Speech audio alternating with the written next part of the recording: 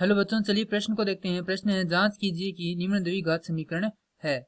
हमें दी गई है एक समीकरण, हमें यह जांच करनी कि यह द्विघात समीकरण है या नहीं है। समीकरण इस प्रकार से है, x की घात 3 घटाओ 4x की घात 2 घटाओ x जोड़ 1 बराबर x घटाओ 2 की घात 3। प्रश्न को हल करने से पहले जो प्रश्न की मुख्य अवधारणा है उस पर विचार करेंगे।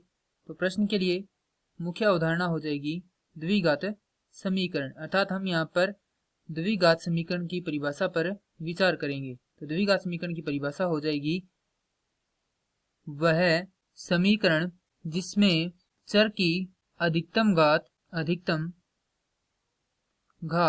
2 हो, द्विघात समीकरण कहलाती है।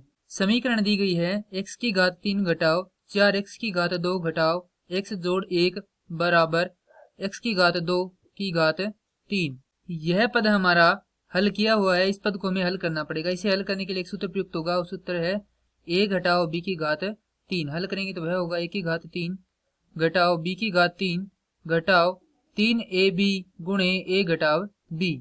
अब सूत्र को यहाँ पर प्रयुक्त करेंगे तो यह पद रहेगा समान, अर्थात x की घात 3 घटाओ 4x की घात 2 घटाओ x जोड़ 1 बराबर x की घात 3 घटाओ 2 की घात 3 अर्थात 8 घटाओ 3 गुणे x गुणे 2 गुणे x घटाव 2।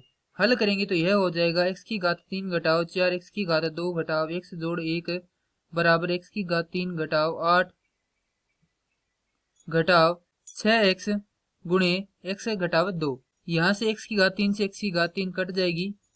आगे हल करेंगे तो यह होगा ऋणात्मक 4x की घात 2 घटाव x जोड़ 1 बराबर ऋणात्मक 8 ऋणात्मक 6x की घात 2 जोड़ 12x। हल करेंगे तो ऋणात्मक 4x की घात 2 घटाव माफ कीजिए जोड़ 6x की घात 2 घटाव x घटाओ 12x जोड़ 1 जोड़ 8 बराबर 0। हमने इस पूरे पद का पक्षांतरण कर दिया। अब इसे हल करेंगे तो यह होगा 2x की घात 2 घटाओ 13x जोड़ 9 बराबर 0। तो यह हमारे पास अंत में एक समीकरण प्राप्त होती है जहां पर चर x की अधिकतम घात 2 है, अतः यह एक द्विघात समीकरण है।